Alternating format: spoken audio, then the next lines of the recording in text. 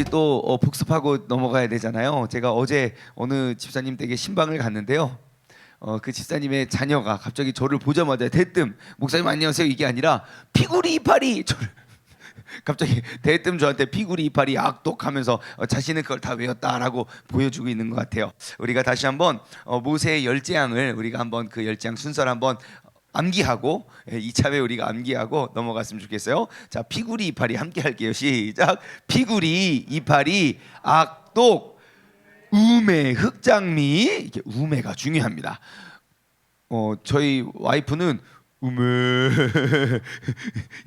이렇게 외웠다고 해요.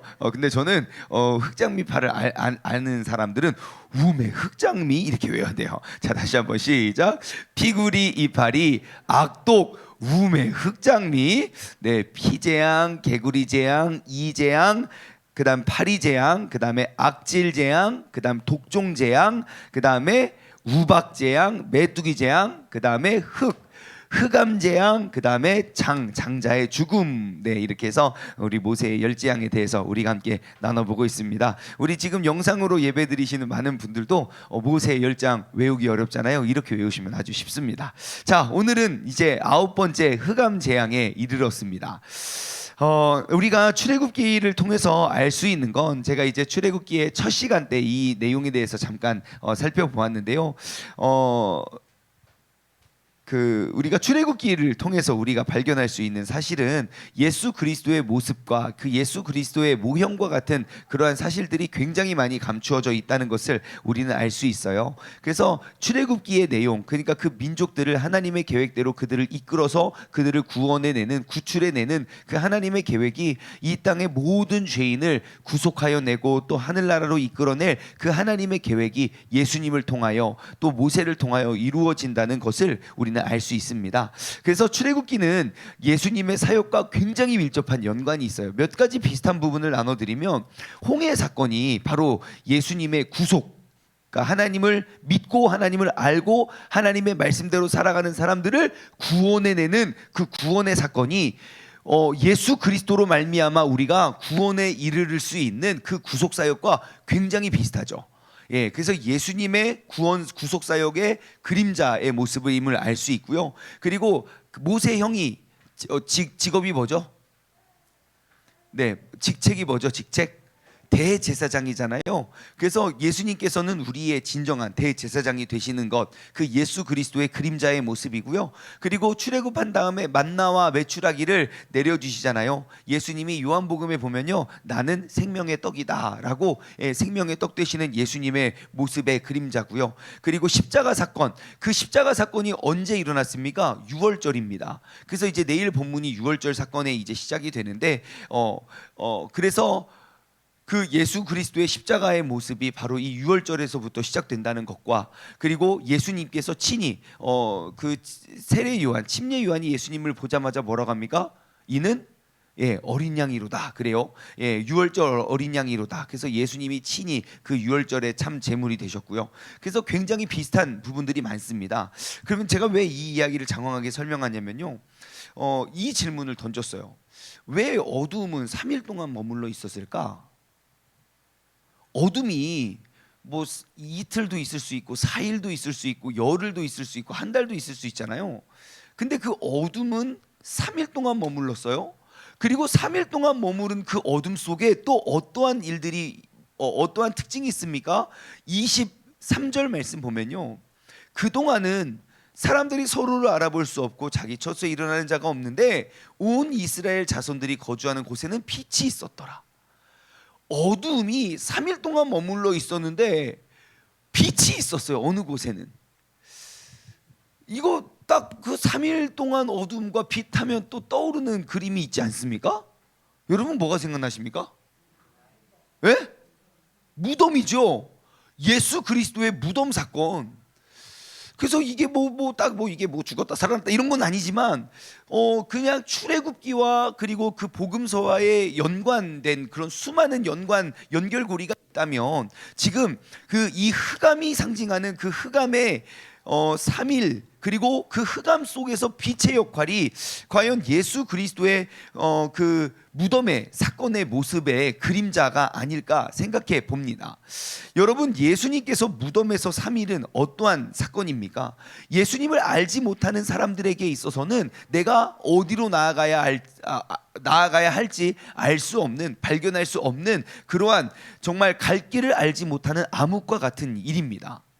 하지만 예수님을 아는 자들에게는 그 예수님의 무덤에서의 3일이 영원한 생명으로 나아갈 수 있는 그 유일한 빛이 됩니다.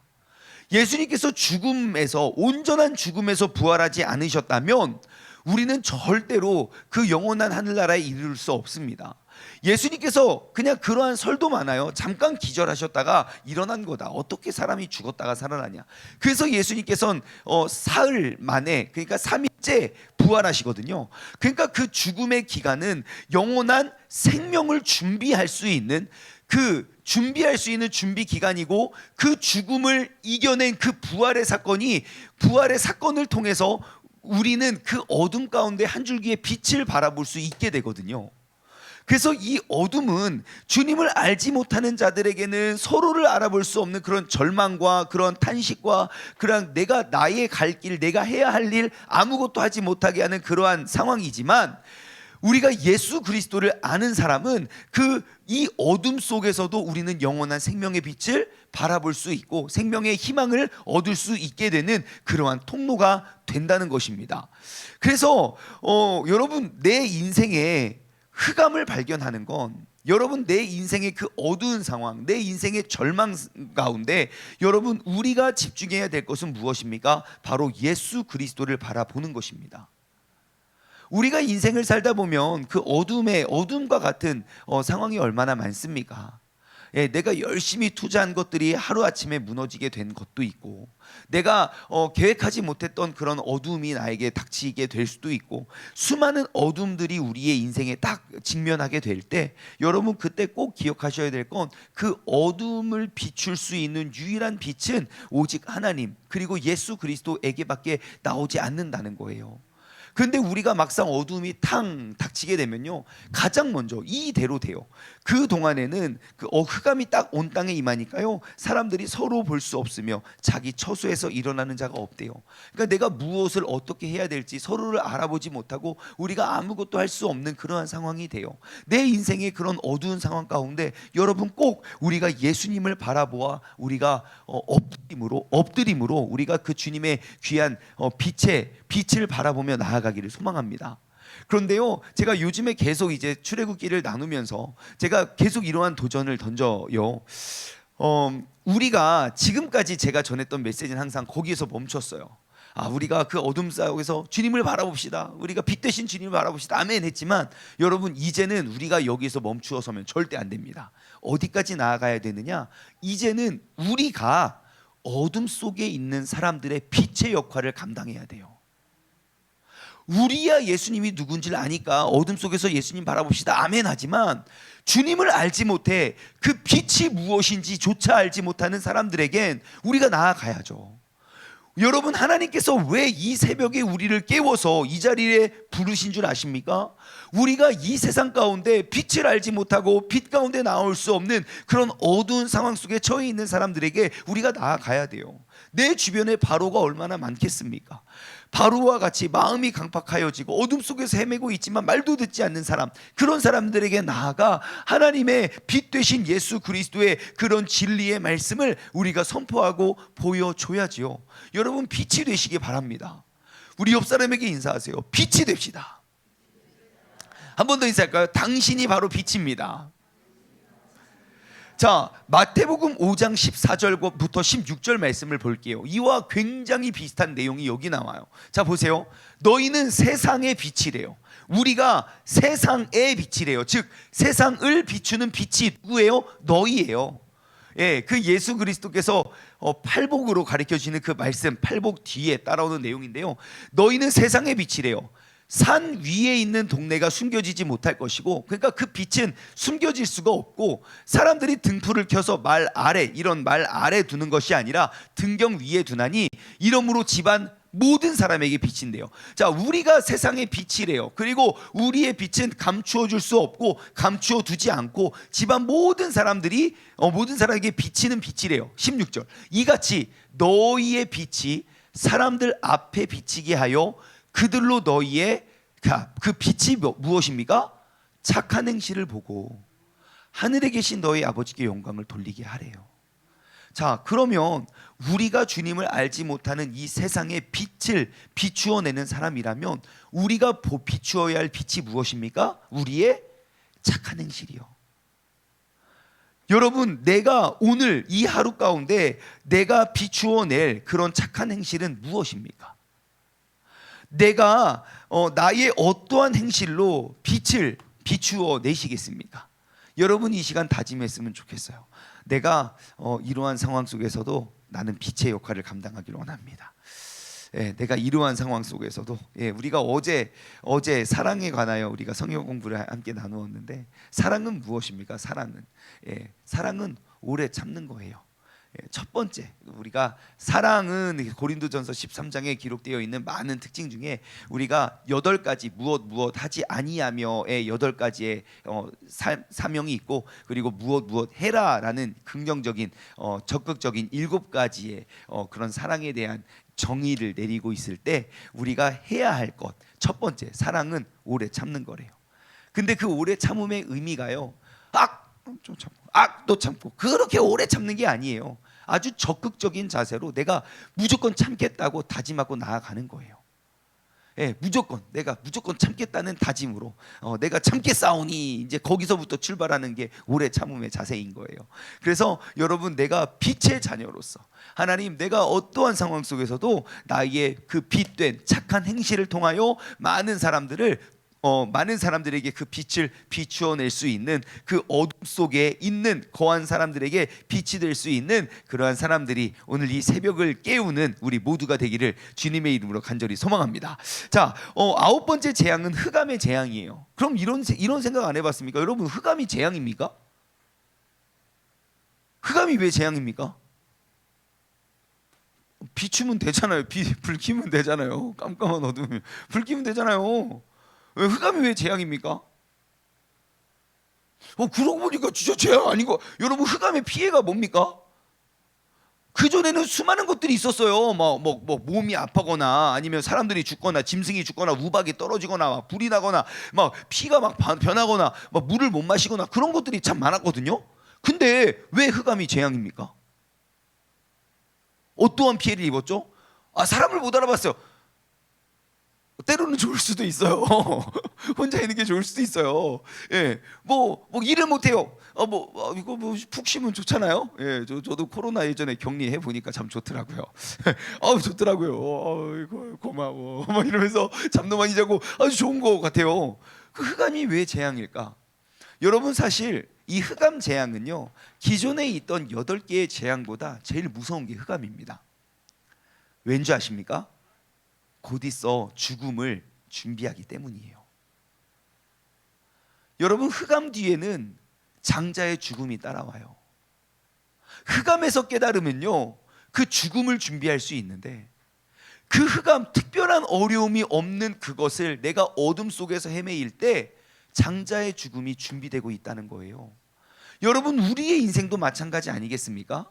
흑암, 아주 고요하고 그런 것 같아 보여도 우리가 거기서 지혜를 깨닫지 못하면, 진리를 발견하지 못하면 곧 있어 장자의 죽음, 그 최악의 심판이 곧 따라오게 된다는 거예요. 여러분, 흑암이 왜 재앙이 되냐면요, 지금 여기 밑에 도움말에 아주 친절하게 기록이 되어 있어요. 자, 흑암 재앙은 애굽 최고의 신으로 숭상된 태양신 라의 몰락을 의미한대요. 왜 흑암이 재앙이 되냐면요, 이들이 가장 크게 모셨던 그 어느 나라든 어느 시대든 항상 태양신을 섬겼잖아요. 우리에게 빛과 열과 그런 모든 것들을 허락해 준 그 태양을 숭배했단 말이에요. 근데 애굽에 수많은 그러한 신들, 우상들이 있었지만 그 중에 가장 크게 섬겼던 신이 라예요. 라. 근데 그 신이 아무 기능을 해내지 못해요. 내가 지금까지 믿었던 모든 신이 아무것도 하지 못하는, 아무 기능과 아무 역할을 하지 못하는 상태라니까요. 다시 말해 내가 가장 믿고 있던 그것이 어떠한 능력도 행하지 못할 때 그것이 얼마나 큰 재앙이 됩니까? 정말 칠흑 같은 어두움의 재앙이에요. 내가 할 수 있는 게 하나도 없어요. 내가 지금까지 의지하던 그 모든 것, 괜찮아 나 없어도 이 사람이 다 해줘, 괜찮아 이 사람이 다 도와줄 거야, 그렇게 믿었던 이 사람이 어떠한 것도 할 수 없는 상태인 거예요. 그러니 그들에게는 너무너무 큰 낙심이고 절망이지요. 그들에게는 이제 더 이상 의지할 것 없고 더 이상 기댈 곳도 없고 희망을 가질 수 없는 그러한 절망의 상태예요. 아무것도 나에게 내가 할 수 있는 그러한 아무것도 할 수 없는 상태, 그리고 내가 믿었던 모든 것들이 무너지고 쓰러지고 넘어진 바로 그 상태. 여러분, 그것이 바로 흑암의 재앙이라는 거예요. 가만히 보면요, 다른 재앙은 우리의 생명을 뺏어가진 않았어요. 뭐 우박, 그 재산 피해가 있었죠. 짐승들이 죽었으니까요. 그리고 뭐 악질, 독종 막 이런 것들 돌아서 막 뭐 이렇게 힘들고 괴로운 건 있지만, 이 흑암은요 이제 죽음을 불러와요. 흑암은 죽음을 불러와요. 그래서 가장 무서운 재앙이 될 수밖에 없는 거예요. 애굽 사람들이 느끼는 것은 무엇입니까? 이제까지 믿어왔던 모든 것들이 무너지구나. 여러분, 근데 우리가 그 어두운 세상 가운데 빛 대신 예수 그리스도를 만나지 못하고 우리가 그 빛 대신 예수 그리스도를 발견하지 못하는 건, 여러분, 우리는 흑암을 걷는 그러한 사람들과 똑같아요. 왜냐하면 언젠가는 반드시 내가 믿었고 내가 의지했던 그 모든 것들이 다 헛되다는 걸 발견하게 되거든요. 정말 헛되고 헛되니 헛되고 헛되다, 그 모든 것이 헛되다. 우리가 그 헛됨을 고백하게 되는 거거든요. 왜 예수님을 일찍부터 미리부터 믿는 게 소중한 줄 아십니까? 헛된 인생을 위해 사는 것이 아니라 영원한 생명을 위해서 우리가 살아갈 수 있고, 우리가 헛된 것을 위해서 쌓아가는 시간이 아니라 영원한 것을 위해 우리가 더욱더 쌓을 것 많은 그러한 삶이 되기 때문이에요. 그렇기 때문에 우리가 일찍부터, 어려서부터 그 영원한 생명을 위해, 영원한 상급을 위해 우리가 쌓아갈 수 있는 그러한 믿음의 사람이 될 수 있는 것, 그것이 바로 우리의 역할이고 우리에게 주어진 사명이 되는 줄 믿습니다. 자, 흑암의 특징은 무엇일까요? 23절 말씀 보면요, 그동안 사람들이 서로를 볼 수 없대요. 서로를 볼 수 없고 서로를 인식하지 않고 서로를 느끼지 않고 서로를 도울 수 없는 게 흑암의 상태인 거예요. 여러분, 가만히 이렇게 이 흑암의 열매가 서로를 알아보지 못하고 협력하고 하나 될 수 없다는 것임을 알았다면, 여러분, 오늘날 이 시대가 점점점 어두워져 가고 있다고 생각 들지 않습니까? 흑암 뒤에는 뭐가 따라온다고요? 죽음이요. 그럼 이 시대는 지금 무엇을 향해 나아가고 있는 걸까요? 죽음이요. 여러분, 두렵습니까? 두렵지 않습니까? 왜 두려워요? 내가 빛이 되면 되는데요. 예? 내가 빛이 되지 않기 때문에 두려운 거예요. 내가 빛이라면 왜 두렵습니까? 여러분, 다음 세대가 걱정입니까? 걱정 아닙니까? 예? 제가 어제 말씀을 준비하다가 유튜브를 봤는데, 그분은 크리스찬 유튜버도 아니에요. 그냥 이런 일반 지식, 그 상식 그런 것들을 이렇게 연구해서 하는 그런 유튜버인데요. 지금 무너진 유럽 교회를 다루었더라고요. 완전히 무너져버린 유럽 교회. 8분짜리 영상인데 제가 우리 단체 카톡방에 있다 공유해 드릴게요. 여러분 한번 보십시오. 한국 교회의 내일의 모습을 진짜 적나라하게 볼 수 있어요. 지금 유럽에는요, 그 나라, 그러니까 유럽 역사가 기독교 역사잖아요. 온통 천주교, 그러니까 그 종교 개혁이 일어나기 전에는 그 완전 기독교 역사잖아요. 그래서 모든 나라마다 그러한 엄청난 그런 유적지, 그러니까 유물들이 굉장히 많아요. 근데 정부의 보조를 받지 못하는 기관들은 다 팔려나가고 있어요. 그 큰 건물에 진짜 멋있고, 혹시 유럽 다 다녀오셨죠? 저도 꼭 가고 싶습니다. 유럽에 가면요, 유럽 여행 가보세요. 다 성당만 봐요. 유럽 모든 코스가 이 성당, 저 성당, 요 성당, 주성당 막 그러면서 막 모든 성당 다 돌아다녀요. 그렇게 정부의 보조를 받는 성당이 아니고서는 그 큰 건물 몇 명 안 나와요. 그 할머니 할아버지들만. 그걸 어떻게 운영합니까? 그러니까 부시던지 팔아요. 근데 그러한 모습이 지금 미국이 그대로 따라가고 있고요, 한국이 미국 따라가고 있어요. 제가 단언코 이따가 우리 청소년부 설교 가서 막 이 애들한테 이야기해 줄 건데 조심해, 잘 들어. 이따가 주의 기다리고 있어. 제가 그렇잖아요. 아이들이 공부하는 모습 보면 아이들의 성적을 예측할 수 있습니까, 없습니까? 있겠죠. 운동선수가 연습하는 그 훈련, 운동의 훈련량을 보면 그 다음 시즌 결과를 예측할 수 있습니까, 없습니까? 있어요. 그러면 우리 아이들이 신앙생활하는 모습을 보면 내일의 한국교회 모습을 예측할 수 있습니까, 없습니까? 있겠죠. 제가 단언코 지금처럼 신앙생활하면 한국교회 다 팔려갑니다. 조금도 과장되지 않고 포장하지 않고, 지금 우리 아이들처럼 우리 아이들은 여기 있는 아이들을 말하는 게 아니에요. 이렇게 새벽에 너희들이 희망이야, 너희들이 빛이에요, 할렐루야. 오늘날 그냥 한국 사회에서 그냥 신앙생활하는 아이들의 모습을 보십시오. 볼 것도 없습니다. 우리가 그냥 걱정하고 울 것이 없습니다. 그냥 100% 무너집니다. 지금 대한민국에 이렇게 크고 멋지고 화려한 교회요, 누가 지켜갔습니까? 할머니 할아버지들이 다 지킬 거예요. 제 또래도 많지 않아요. 봐보세요. 지금 제 또래 새벽 예배 몇 명들이나. 너희들이 희망이다. 야, 진짜 우리 친구들, 이 친구들 지금 빨리 흑암에서 깨어나줘야 돼요. 지금 방에서 지금 수십 명이 자고 있어요. 몇 명이 자고 있어요. 자, 아무튼 여러분, 볼 것도 없어요. 이 세상이 점점점 어두워져 간다고요. 서로의 모습을 볼 수 없어요. 제발 날 좀 건들지 말라 그래요. 내가 너랑 섞이면서부터 갈등이 시작된다고 보지 말재요. 절대 그 길을 따라서 가면 안 됩니다. 계속 모여서 계속 부딪히고 계속 화해하고 계속 풀고, 우리가 서로의 모습, 서로의 삶을 바라볼 때에, 그때에 우리가 빛이 될 수 있는 거예요. 여러분, 빛이 무엇이라고 했습니까? 선행이라고 했어요. 선행은 누구한테 하는 겁니까? 상대방에게 하는 것이죠. 나 역시 잘했어 이거 난 정말 착해. 아닙니다. 우리가 세상을 비춰야 할 그 빛은요, 사람을 그 선행을 통하여, 좋은 착한 행실을 통하여 내가 빛이 된다는 것을 증명해 봐야 돼요. 여러분, 오늘 이 하루를 살면서 점점점 어두워져 가는 이 세상 속에 빛의 역할을 감당하시길 바랍니다. 예, 우리 주변 사람들과 더욱더 친밀하게 지내시길 바래요.